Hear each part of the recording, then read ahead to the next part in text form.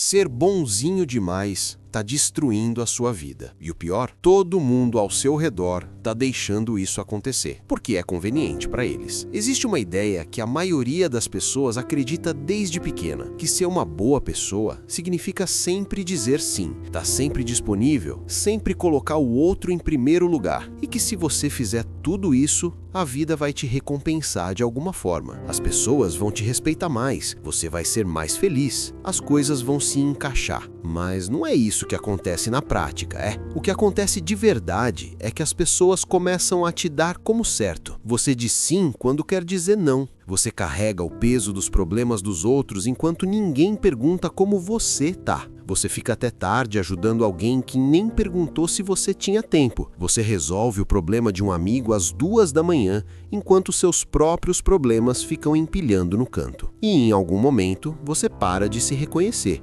porque passou tanto tempo sendo o que todo mundo precisa que esqueceu quem você é de verdade. Isso não é bondade, isso é um padrão.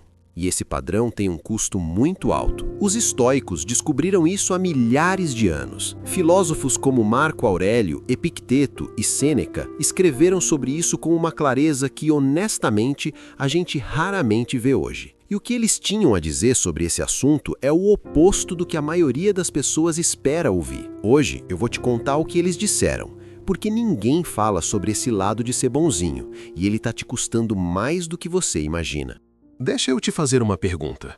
Quando foi a última vez que você disse sim para alguma coisa e no momento em que falou, já se arrependeu? Não precisa pensar muito. Provavelmente foi recentemente. Talvez um amigo tenha pedido um favor e você estava destruído, mas mesmo assim ajudou. Talvez seu chefe tenha jogado mais uma tarefa no seu colo e você sorriu e aceitou mesmo já estando sobrecarregado. Talvez alguém da sua família tenha pedido algo que não era justo e você ajudou mesmo assim porque não queria criar conflito. Talvez alguém tenha te tratado mal e você ficou quieto porque achou que confrontar a situação ia ser pior. Agora, a pergunta de verdade: por que você fez isso? A maioria das pessoas diria, porque sou uma boa pessoa, ou porque me importo com os outros. E pode ser que isso seja verdade, mas se você for honesto consigo mesmo, quase sempre tem outra coisa embaixo disso. Medo. Medo de ser julgado, medo de parecer egoísta, medo de conflito, medo de perder a aprovação das pessoas, medo de que, se você disser não, as pessoas vão te ver de forma diferente e talvez te abandonar. E é aí que está o que ninguém fala. Na maioria das vezes, ser bonzinho demais não tem nada a ver com bondade. É o medo usando a fantasia de bondade. Parece duro, mas pensa bem. Se você ajuda alguém porque genuinamente quer ajudar, você faz isso com leveza. Você faz e segue em frente, não fica pesando. Mas quando você ajuda por medo, quando você diz sim com raiva por dentro ou com aquela sensação de aperto no peito, isso não é generosidade, é autopreservação disfarçada. Os estoicos tinham um nome para essa coisa que move esse comportamento, e eles consideravam um dos maiores obstáculos para uma vida bem vivida. Eles chamavam de desejo de aprovação externa, a necessidade constante de ser gostado, aceito e validado pelas outras pessoas.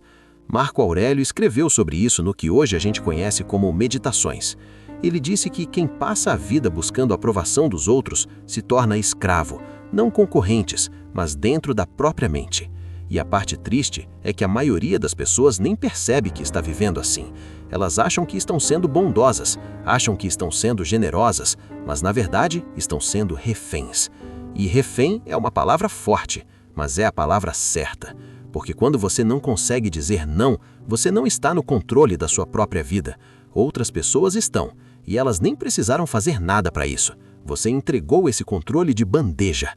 Vamos destrinchar isso com calma, porque tem várias camadas aqui que valem a pena explorar. Não quero que você saia desse vídeo com uma ideia vaga de preciso me respeitar mais. Quero que você entenda exatamente o que está acontecendo e por quê. Primeira camada, você não está realmente ajudando ninguém.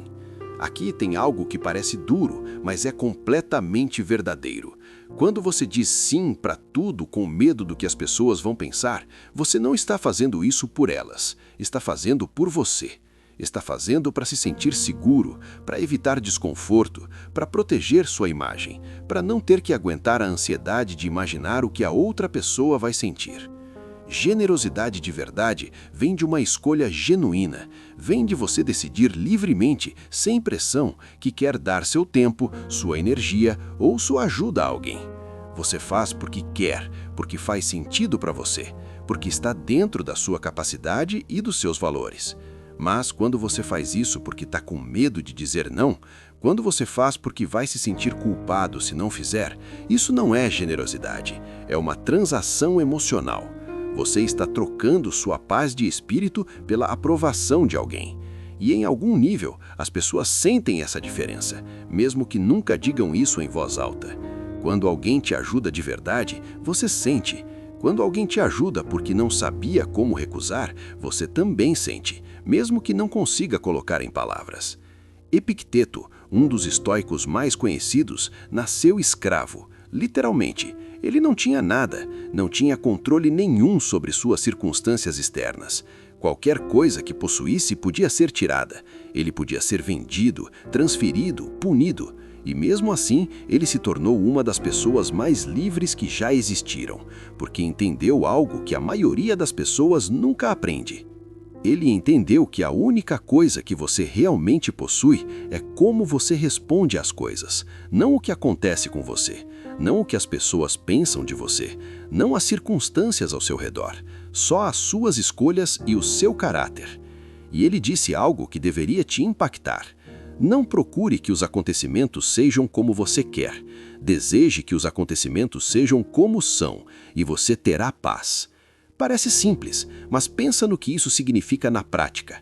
Ele está dizendo, para de tentar controlar o que as pessoas pensam de você. Para de tentar moldar a realidade ao redor da sua imagem. Aceite que você não pode controlar tudo e foque no que você pode controlar, que é você mesmo. Se você passa a vida tentando fazer todo mundo gostar de você, você não está vivendo a sua vida. Está vivendo para gerenciar a percepção que os outros têm de você. E isso é exaustivo, é uma corrida que não tem fim. Segunda camada. Você está ensinando as pessoas como te tratar. Essa aqui é importante e as pessoas raramente falam sobre isso de forma direta. Cada vez que você deixa alguém cruzar um limite seu e sorri por cima ou fica quieto ou simplesmente absorve, você está mandando uma mensagem. Está dizendo sem palavras que tudo bem te tratar assim, que esse comportamento é aceitável, que não vai ter consequência nenhuma. E as pessoas aprendem. Devagar, sem nem querer, as pessoas ao seu redor aprendem exatamente o quanto podem tirar de você. Aprendem que podem te ligar tarde da noite com drama e você vai atender. Aprendem que podem te pedir favores de última hora e você vai dizer sim. Aprendem que podem te tratar com descaso e você vai continuar por perto. Isso não é uma crítica moral às pessoas da sua vida. A maioria delas não está fazendo isso de propósito. Não é maldade. É só como o comportamento humano funciona. A gente responde ao que está na nossa frente. Se alguém sempre diz sim, a gente para de pensar 2 vezes antes de pedir. Se alguém nunca reage, a gente para de ter cuidado com o que fala. É como um músculo. Quando você nunca usa um músculo, ele atrofia. Quando você nunca exerce seus limites, eles somem. E aí você se encontra numa situação onde as pessoas ao redor simplesmente não sabem onde está a linha, porque você nunca mostrou onde ela está. Marco Aurélio escreveu no Meditações que uma pessoa que se permite ser maltratada tem parte de responsabilidade naquele maltrato, não porque merece, mas porque participou de criar as condições que permitiram isso acontecer. É difícil ouvir isso. A reação instintiva é, mas eu sou a vítima aqui. E tudo bem sentir isso, mas o estoicismo não está interessado em quem tem razão. Ele está interessado no que você pode fazer a partir de agora. E a resposta é, você pode mudar o que você sinaliza para as pessoas. Não de forma dramática, não precisando fazer um discurso ou chegar chegando com uma lista de reclamações. Às vezes basta um "não consigo fazer isso agora", dito com calma. Às vezes basta não responder uma mensagem imediatamente. Às vezes basta simplesmente não se oferecer para resolver um problema que não é seu. Pequenas mudanças de comportamento mandam recados claros, e as pessoas ao redor ajustam, mesmo sem perceber. Terceira camada. O custo é invisível, até deixar de ser. Essa é a parte que mais pega as pessoas. O custo de ser bonzinho demais não aparece de uma vez. Ele vai se acumulando devagar, silenciosamente, como uma conta que vai crescendo no fundo do seu armário que você finge que não existe. É a hora a mais que você passou ajudando alguém em vez de descansar. É o projeto que você aceitou mesmo sem tempo e que te custou noites de sono. É a conversa que você continuou tendo com aquele amigo que sempre despeja os problemas em você, mas some quando você precisa falar. É o dinheiro que você emprestou, sabendo que não ia haver de volta, mas não teve coragem de dizer não. É o plano que você cancelou porque alguém precisava de você, de novo. Cada uma dessas coisas parece pequena, insignificante. É só dessa vez, você fala para si mesmo. Não custa nada, é rapidinho. Mas aí você acorda um dia exausto, não só no corpo, mas num nível mais fundo que é difícil até de explicar. Você se sente usado, invisível, sente que deu e ninguém deu de volta. E começa a sentir uma raiva baixa, constante, que você não consegue bem identificar de onde vem. E o pior, você começa a sentir raiva das próprias pessoas que tentou ajudar. Não porque elas são ruins, mas porque você foi além do que conseguia e ninguém te pediu para fazer isso. Você foi além por conta própria, por medo. E aí, culpa os outros pelo esgotamento que você mesmo criou. Os estoicos chamavam isso de acúmulo de pequenas rendições. Cada vez que você ignora o que realmente sente para manter outra pessoa confortável, você está se desgastando por dentro, está se abandonando em doses pequenas. E isso vai se somando até o ponto onde você olha para o espelho e não reconhece mais quem você virou. Sêneca, que foi tutor de Nero, um dos imperadores mais caóticos da história romana e sobreviveu a décadas de política brutal, escreveu numa de suas cartas: "Recolhe-te a ti mesmo o máximo que puder." Ele estava dizendo que, em meio ao caos do mundo, você precisa manter um espaço seu, um lugar interno que não pertence a mais ninguém. Quando você não tem esse espaço, quando você entregou cada pedaço de si mesmo para os outros, você fica vulnerável de um jeito que vai além do cansaço físico. Você perde o fio de quem você é. Quarta camada. Ser bonzinho demais quase sempre vem de uma autoestima baixa. Essa é desconfortável, mas é importante, e eu quero que você ouça sem julgamento. Muitas pessoas que têm dificuldade de dizer não, no fundo, não acreditam que merecem ocupar espaço. Não acreditam que as próprias necessidades são tão importantes quanto as dos outros. Aprenderam em algum momento da vida, talvez na infância, talvez num relacionamento difícil, talvez por repetição de experiências, que o seu valor vem de ser útil, de ser fácil, de não dar trabalho, de ser aquela pessoa que resolve, que ajuda, que está sempre lá. E aí ajudam, e se adaptam, e se tornam menores, e ficam quietos quando deveriam falar. Porque em algum lugar da cabeça, ser necessário é a coisa mais próxima de ser amado. Se eu sou útil, as pessoas precisam de mim. Se as pessoas precisam de mim, elas não vão embora. Se elas não vão embora, eu estou seguro. Isso não é lógica consciente. É um padrão que se formou lá atrás e que opera por baixo de tudo. E a maioria das pessoas que vive assim nem sabe que está vivendo assim, porque nunca parou para examinar de onde esse comportamento vem. O estoicismo bate de frente com isso. Os estoicos acreditavam que toda pessoa tem dignidade. Não uma dignidade que você conquista sendo prestativo, não uma dignidade que as outras pessoas te concedem dependendo de como você se comporta. Dignidade que existe simplesmente porque você existe. Você não precisa ganhar o direito de ocupar espaço, você já tem esse direito. Marco Aurélio, que era literalmente o homem mais poderoso do mundo na época, imperador de Roma, comandante de exércitos, dono de decisões que afetavam milhões de pessoas, escrevia para si mesmo, no privado, sobre a importância de se enxergar com clareza. Não pelos olhos dos outros, não pela aprovação do Senado, não pelo que o povo pensava dele. Ele sabia que se construísse o senso de si mesmo sobre as opiniões alheias, seria instável. Estaria à mercê de todo mundo que elogiasse ou criticasse. Seria um barco sem âncora, empurrado para qualquer direção pelo vento da opinião pública. E ele escolheu não viver assim, mesmo sendo o homem mais elogiado e mais criticado do mundo naquele momento. Se o imperador de Roma precisava trabalhar ativamente para não depender da validação alheia, imagina o quanto isso é relevante para a gente hoje, vivendo numa era de redes sociais, likes, comentários e validação constante. Quinta camada: a diferença entre bondade e fraqueza. Aqui eu quero deixar uma coisa muito clara, porque acho que tem gente que ouve esse tipo de conversa e pensa: então devo parar de ajudar as pessoas? Não, não é isso.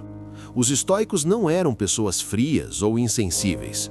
Marco Aurélio passou a vida inteira em serviço ao povo romano, muitas vezes em condições horríveis, guerreando em fronteiras geladas, lidando com pragas e crises políticas, quando poderia simplesmente ter vivido de forma confortável no palácio.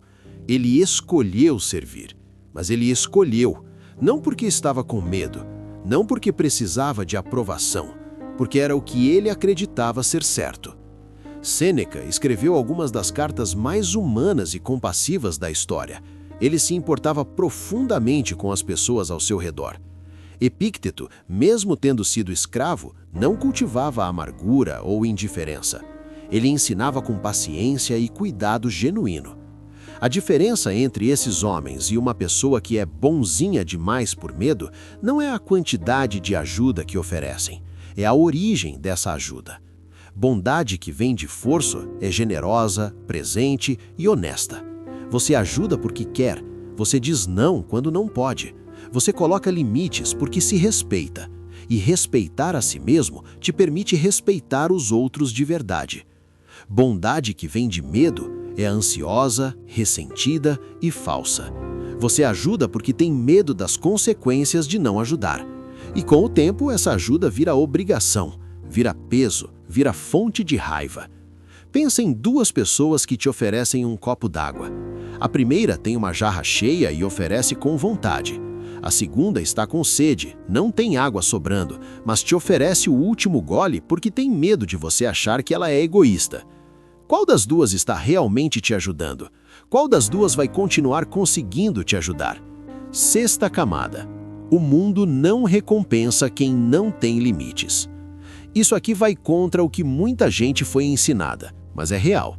Existe uma fantasia de que se você for bom o suficiente com as pessoas, se você ajudar o suficiente, estiver disponível o suficiente, for paciente o suficiente, isso vai ser reconhecido. As pessoas vão notar, vão valorizar, vão retribuir. Às vezes isso acontece, mas na maioria das vezes, não. Na maioria das vezes o que acontece é o oposto. Quanto mais você está disponível, menos as pessoas valorizam sua presença. Quanto mais fácil você é de acessar, menos as pessoas pensam antes de pedir. Quanto menos você se posiciona, menos as pessoas te levam a sério. Isso não é uma crítica à natureza humana, é só como funcionamos. A gente tende a valorizar mais o que é escasso, o que tem peso, o que tem um custo. Quando alguém te diz sim para tudo, você para de sentir que está recebendo um presente. Passa a ser apenas o esperado. E o esperado nunca gera gratidão. Agora pensa numa pessoa que você conhece que tem opiniões claras, que diz não quando não pode, que não fica disponível o tempo todo. Provavelmente você respeita mais essa pessoa. Provavelmente você pensa duas vezes antes de pedir algo para ela. Provavelmente, quando ela diz sim, você sente que esse sim significa alguma coisa. Limites não afastam as pessoas certas, eles filtram as erradas. Então, o que o estoicismo diz para você fazer com isso? Existe um conceito no estoicismo chamado de cidadela interior. A ideia é que dentro de cada pessoa existe um núcleo, um lugar que ninguém consegue tocar sem a sua permissão.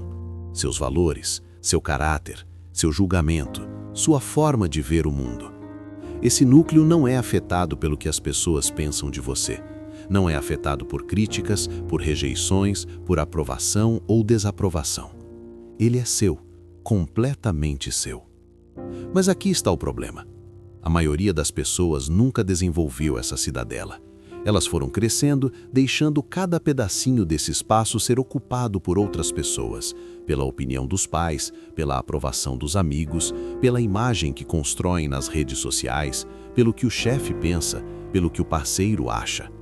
E quando você não tem essa cidadela, quando você não tem um centro sólido de si mesmo, você precisa de aprovação constante para se sentir bem. Você não consegue descansar em quem você é, porque não sabe bem quem isso é. E aí, qualquer não que você recebe parece um ataque, qualquer crítica parece uma ameaça, qualquer rejeição parece o fim do mundo. Construir essa cidadela interior é o trabalho da vida. Não é algo que você faz numa tarde, mas começa com escolhas pequenas e diárias. Começa com dizer não quando você quer dizer não. Não de forma agressiva, não de forma rude ou dramática, só com clareza e calma. Não consigo fazer isso agora. Isso não funciona para mim. Não tenho espaço para isso no momento. Simples, direto, sem uma lista de desculpas ou justificativas longas, porque você não deve satisfações para todo mundo o tempo todo. Começa com parar de pedir desculpa pela sua existência. Parar de começar mensagens com "desculpa incomodar mais". Parar de minimizar o que você precisa. Parar de tratar seus próprios limites como inconveniências que você precisa compensar. Começa com entender que você não é responsável pela reação emocional das outras pessoas às suas decisões. Se alguém ficar com raiva porque você disse não, essa é a emoção deles, não é culpa sua. Você pode ser gentil na forma como diz algo, sem ser responsável por como isso faz alguém se sentir. Pessoas adultas são responsáveis pelas próprias emoções. Começa com escolher qualidade em vez de quantidade nas suas relações. Um amigo que respeita o seu não vale mais do que 100 pessoas que só ficam por perto porque você está sempre disponível. Uma relação onde você pode ser honesto sobre o que consegue e o que não consegue é mais saudável do que 10 relações onde você precisa fingir que está bem quando não está. E começa com entender que cuidar de você mesmo não é egoísmo. Essa palavra, egoísmo, é usada muito frequentemente como arma para fazer pessoas com limites se sentirem mal. Você é egoísta, como se ter necessidades fosse uma falha de caráter. Mas pensa assim, um médico que não dorme, não come, não descansa, esse médico vai ser um bom médico por quanto tempo? Um pai que se esgota completamente sem nunca recarregar, esse pai vai ter o que dar para os filhos. Cuidar de você mesmo é a condição para você conseguir cuidar de alguém. Não é o oposto de generosidade, é o que torna a generosidade sustentável. Sêneca escreveu: primeiro, recolha-se a si mesmo o máximo que puder. Não para sempre, não para se isolar do mundo, mas o suficiente para entender quem você é, o que defende, o que está disposto a dar e o que não está.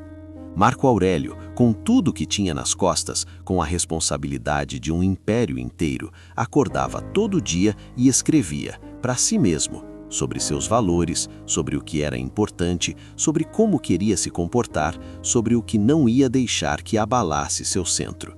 Ele estava construindo a cidadela interior, todos os dias, em meio ao caos. Você também pode fazer isso. Não precisa de um império nas costas, só precisa de honestidade consigo mesmo. Ser uma boa pessoa e ser um capacho não são a mesma coisa. E o quanto antes você aceitar isso, mais rápido sua vida muda. O mundo não recompensa quem diz sim para tudo. Ele retira dessas pessoas, porque elas deixaram.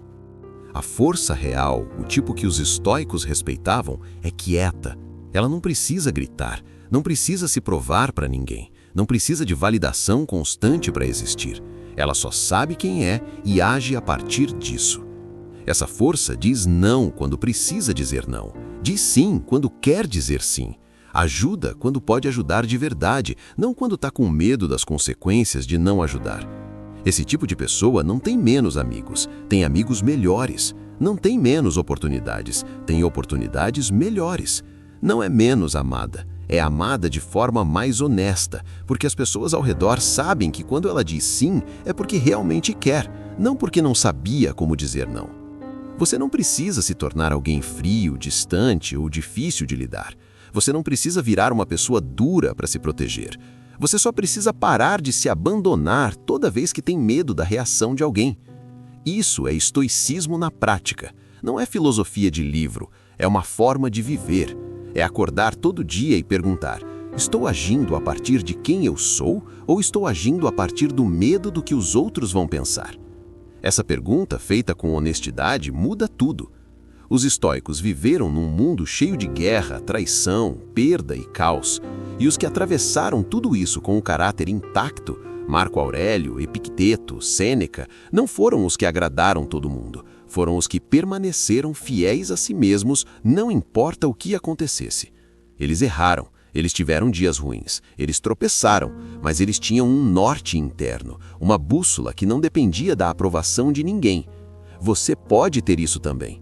Não de forma perfeita, não de uma vez, mas começando agora, uma decisão de cada vez. Uma vez que você diz não quando quer dizer não. Uma vez que você coloca seu descanso em primeiro lugar sem se sentir culpado. Uma vez que você escolhe uma conversa honesta em vez de um sorriso falso. Isso é construir a cidadela, tijolo por tijolo, dia por dia. E com o tempo você vai perceber que as pessoas certas não foram embora, que as relações que sobraram são mais reais, que você tem mais energia, que você se reconhece de novo quando olha no espelho. Não porque você virou uma pessoa diferente, mas porque você parou de fugir de quem você sempre foi. Se isso fez sentido para você, assiste o próximo vídeo. Você vai querer ver.